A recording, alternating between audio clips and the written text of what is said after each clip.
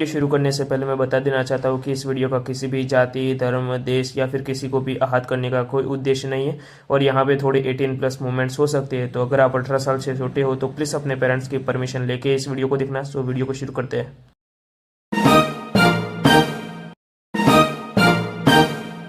मिस्सो उसके भाई को समझाता है और कहता है कि ये तुम क्या कह रहे हो, मैं तो तुम्हारा भाई मिस्सो ही हूँ ना।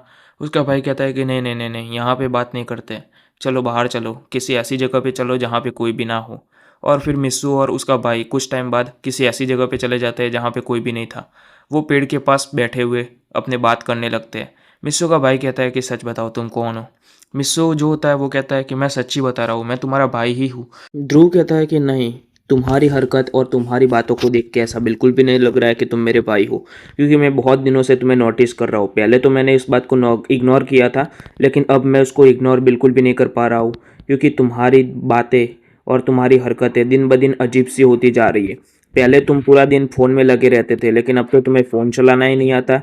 इसको मैं कोइंसिडेंस कहूँ या फिर क्या कहूँ, तुम ही बताओ मुझे। और तुमने कहा था कि तुम मिस्सो सुआ हो, लेकिन मेरे डैड का नाम तो सुआ है ही नहीं। और अब तुम इसके बारे में क्या कहोगे? और रही बात तुम्हारी, तो तुम थोड़ी बहुत अजीब सी हरकतें कर रहे हो।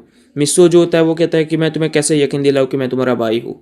जो ध्रुव होता है वो कहता है कि ठीक है, ब्लड टेस्ट करवाते हैं। मिस्सो कहता है कि ब्लड टेस्ट, ये क्या होता है? ध्रुव हंसते हुए कहता है कि मेरा भाई बोला था, लेकिन इतना भी बोला नहीं था कि इसको ये सारी चीज़ों के बारे में पता ना चले। उसको कम से कम इतना तो पता चलता है कि ब्लड टेस्ट होता क्या है। मिस्सो थोड़ा घबरा जाता है, लेकिन फिर भी कहता है ठीक है ब्लड टेस्ट करवाते हैं। ध्रुव कुछ भी नहीं बोलता है और उसको ले चलता है। और फिर वो उस जगह पे पहुंचते हैं हॉस्पिटल की, जहाँ पे ब्लड टेस्ट वगैरह होता था, यानी लेबोरेटरी के पास पहुंच जाते हैं। लेबोरेटरी के पास पहुंचने के बाद वो लोग ब्लड टेस्ट करवाते हैं। ब्लड टेस्ट का रिपोर्ट आने में थोड़ा टाइम लगने वाला था, इस वजह से वो लोग बाहर इंतज़ार करते हैं। ध्रुव कहता है कि अगर रिपोर्ट में कुछ गलत हुआ तो मैं तुम्हें छोड़ूंगा नहीं। मुझे नहीं पता कि मेरा भाई कहाँ पे है, लेकिन उसके बारे में तो तुम ही बताओगे मुझे कि वो कहाँ पे है। मिस्सो बहुत ज़्यादा घबराया हुआ था। उसको नहीं पता था कि ब्लड टेस्ट में क्या आने वाला है, और उसने ये सारी चीज़ें सुन ली थी कि ब्लड टेस्ट वगैरह होता क्या है। इससे हम जान सकते हैं कि हम किसके रिलेटिव है या नहीं है। फिर जो मिस्सू होता है ना, वो शांति से बैठा हुआ होता है। 2-3 घंटों बाद वो रिपोर्ट आ जाती है ब्लड टेस्ट की, और जैसे ही ध्रुव उस रिपोर्ट को लेके पढ़ता है ना, उसके पैरों तले ज़मीन खिसक जाती है। और वो कहता है कि ऐसा कैसे हो सकता है, मुझे पक्का विश्वास है कि तुम मेरे भाई नहीं हो, लेकिन ये ब्लड टेस्ट के रिपोर्ट तो ये कह रहा है कि हम दोनों सगे भाई हैं। ऐसा कैसे हो सकता है? मिस्सो जो होता है ना, वो भी उस ब्लड टेस्ट की रिपोर्ट को पढ़ रहा था, लेकिन उसको उसके अंदर से कुछ भी समझ में नहीं आ रहा था। लेकिन उसको इतना तो ज़रूर पता चल चुका था कि मिस्सो ध्रुव का ही अच्छा सगा भाई है। ये चीज़ देखने के बाद दोनों के दोनों सदमे में जा चुके थे। दोनों के दोनों कुछ भी नहीं बोल पाते हैं, एक दूसरे की तरफ देखते हैं और कहते हैं कि ये सब कुछ कैसे हो सकता है। मिस्सू और ध्रुव समझ नहीं पा रहे थे, लेकिन फिर भी ध्रुव कहता है कि मुझे माफ़ कर देना, तुम सच्ची में मेरे भाई हो, लेकिन मुझे समझ में नहीं आ रहा कि ये सब कुछ क्या हो रहा है। मुझे थोड़ा रिकवर होने के लिए थोड़ा टाइम चाहिए। इस वजह से वो इतना बोल के चला जाता है वहाँ से। मिस्सो भी समझ में नहीं पा रहा था कि ये सब कुछ क्या हो रहा है, लेकिन उसके लिए जो हुआ था वो सब कुछ अच्छा ही हुआ था।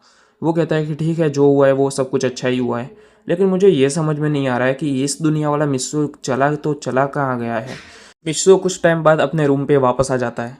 रूम पे वापस आने के बाद वो कहता है कि अब मेरे पास सिर्फ एक ही दिन है, और एक दिन के अंदर मुझे सिल्वर रैंक तक कैसे भी करके पहुंचना होगा, वरना मुझे 32 दिन के लिए इस जगह से गायब रहना पड़ेगा। मुझे नहीं पता कि कॉलेज के अंदर क्या क्या हो जाएगा, लेकिन 32 दिन के लिए गायब रहना मेरे लिए बहुत ज़्यादा प्रॉब्लमेटिक हो जाएगा। मिस्सो फिर बहुत ज़्यादा एक्सरसाइज करने लगता है, और फिर वो ज़ोरा को बाहर निकलता है और कहता है कि अगर मुझे जल्दी से जल्दी सिल्वर रैंक तक पहुंचना है तो क्या करना होगा। ज़ोरा कहती है कि जल्दी से जल्दी सिल्वर रैंक तक पहुंचना ये बहुत ज़्यादा हानिकारक हो सकता है आपके लिए। मिस्सो कहता है कि नहीं, मुझे जल्दी से जल्दी सिल्वर रैंक तक पहुंचना है। ज़ोरा कहती है कि आप सिर्फ और सिर्फ दवाइयों की मदद से सिल्वर रैंक तक जल्दी से जल्दी नहीं पहुंच सकते हो, क्योंकि आपको बहुत ज़्यादा इंटेंस लेवल की ट्रेनिंग की ज़रूरत पड़ेगी। मिस्सो कहता है कि क्या करना पड़ेगा। ज़ोरा जो होती है वो कहती है कि आपको किसी डेंजन में जाना पड़ेगा, या फिर किसी भी तरह से आपको एक खतरनाक वाली फाइट करनी पड़ेगी, जिसके कारण आपका लेवल अप होने के चांसेस बढ़ जाएंगे। लेकिन इसके भी पूरी गारंटी नहीं है कि आप लेवल अप हो ही जाओगे। और सिल्वर रैंक कोई ऐसा रैंक नहीं है जहां पर आप जब चाहो तब पहुंच सकते हो। और वैसे भी आपको अभी के टाइम के नॉर्मल ट्रेनिंग पर ही ध्यान देना चाहिए। मिसो जो होता है वो कहता है कि वैसे भी मैं बहुत ज़्यादा पीक तक पहुंच चुका हूँ ब्रॉन्ज रैंक के, और मुझे यकीन ज़रूर है कि मैं लेवल अप हो सकता हूँ शायद से। मुझे पक्के तौर पे विश्वास नहीं है कि मैं लेवल अप हो ही जाऊँगा, लेकिन मुझे इसको आजमाना ही होगा।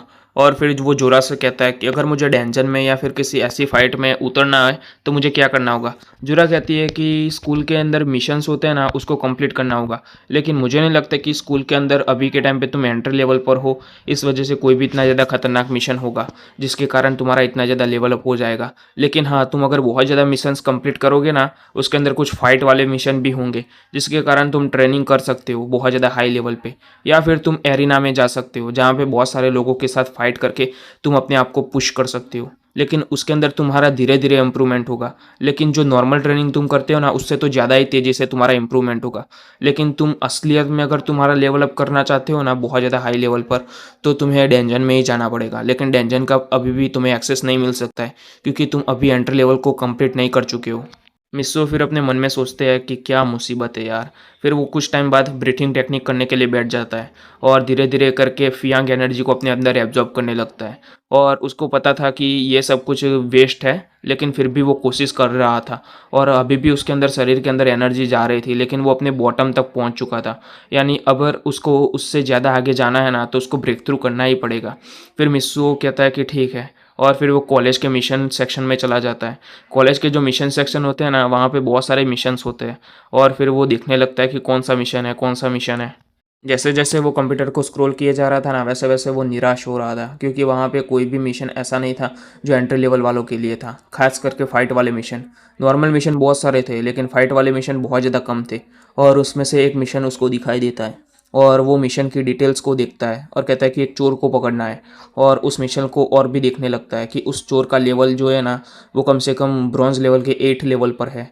मिस्सो उस मिशन के पॉइंट्स को देखता है जो कि करीबन 30 पॉइंट्स थे। मिस्सो उसको एक्सेप्ट कर लेता है और मिस्सो जैसे उसको एक्सेप्ट करता है वैसे ही हम देखते हैं कि उसी मिशन हॉल के अंदर किसी और कंप्यूटर के अंदर कोई और लड़की बैठी हुई थी और वो उस मिशन को एक्सेप्ट करने की कोशिश करती है। लेकिन जैसे ही वो एक्सेप्ट करती है, वो मिशन दिखाई देता है कि वो मिशन ऑलरेडी किसी ने एक्सेप्ट कर लिया है।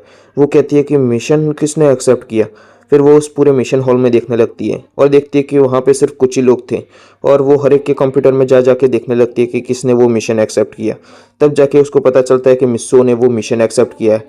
फिर वो मिस्सो के पास आती है और कहती है कि क्या तुमने वो मिशन सिलेक्ट किया था, वो चोर वाला? मिसो कहता है कि हाँ, वो चोर वाला मिशन मैंने ही सिलेक्ट किया था। वो लड़की कहती है कि क्या तुम मुझे वो मिशन दे सकती हो, बदले में तुम्हें जो चाहिए वो मैं दे सकती हूँ, लेकिन अगर मेरे बजट में हो ना उतना ही। मिस्सो मना कर देता है और कहता है कि सॉरी, लेकिन अभी के टाइम पे मुझे मिशन पॉइंट की बहुत ज़्यादा ज़रूरत है। अभी के टाइम पे मेरे पास एक भी मिशन पॉइंट नहीं है। वो लड़की कहती है कि कमाल की बात तो ये है कि मेरे को भी मिशन पॉइंट की बहुत ज़्यादा ज़रूरत है और हम किसी और से मिशन पॉइंट ले भी नहीं सकते। ये सबसे बड़ी दिक्कत की बात है। मिस्सो कहता है कि हाँ वो तो है, लेकिन मुझे अभी के टाइम पे सच्ची में मिशन पॉइंट की ज़रूरत है। वो लड़की कहती है कि वैसे भी वो मिशन पॉइंट 30 पॉइंट का था और अगर हम दोनों मिल के उस मिशन पॉइंट को कंप्लीट करेंगे ना, तो 15-15 पॉइंट आ जाएंगे। इस वजह से तुम टीममेट के तौर पे मेरा नाम जोड़ सकते हो अगर तुम चाहो तो। उसके बदले तुम चाहो तो मैं तुम्हें कुछ दे सकती हूँ। मिस्सो कहता है कि मुझे कुछ नहीं चाहिए, लेकिन मैं तुम्हारा नाम रख सकता हूँ, लेकिन मुझे नहीं पता कि तुम्हारा नाम कैसे रखा जाए अपने टीम के अंदर। वो लड़की कहती है कि मुझे आता है और फिर वो उस कंप्यूटर के पास जाती है जहाँ पे मिस्सो ने उस मिशन को सिलेक्ट किया होता है। उस मिशन के पास जाने के बाद वहाँ पे वो अपना नाम उस मिशन के साथ ऐड कर लेती है, यानी वो मिस्सो की एक टीममेट है इस तरह से। और वहाँ पे मिस्सो की एक पूरी टीम बन जाती है। और मिस्सो कहता है कि इससे क्या होगा। वो लड़की कहती है कि जैसे ही मिशन कंप्लीट होगा ना, तो टीम के मेंबर की प्रोग्रेस के हिसाब से पॉइंट बांटे जाएंगे। यानी अगर मैंने जितनी ज़्यादा प्रोग्रेस की होगी ना, उतने पॉइंट मुझे मिलेंगे और तुमने जितनी ज़्यादा प्रोग्रेस की होगी ना मिशन को कंप्लीट करने में, उतने पॉइंट तुम्हें मिलेंगे। मिस्सो कहता है कि अच्छा, तो ये इस तरह से काम करता है। वो लड़की कहती है कि ठीक है, हम इस मिशन के लिए कल सुबह 9 बजे मिलेंगे सुबह। मिस्सो कहता है कि कल सुबह 9 बजे, लेकिन क्या ये मिशन आज कंप्लीट नहीं हो सकता है? मिस्सो मनी मन सोचता है कि अगर कल सुबह हुआ ना, तो ये बहुत सारी दिक्कत वाली बात हो जाएगी। वो लड़की कहती है कि आज तो मैं अभी थोड़ी बिजी हूँ। मिस्सो कहता है कि कल सुबह तो नहीं हो पाएगा। वो लड़की कहती है कि तो फिर परसों। मिस्सो कहता है कि नहीं, मुझे मिशन आज ही कंप्लीट करना है, तभी तो मैंने ये मिशन सेलेक्ट किया था।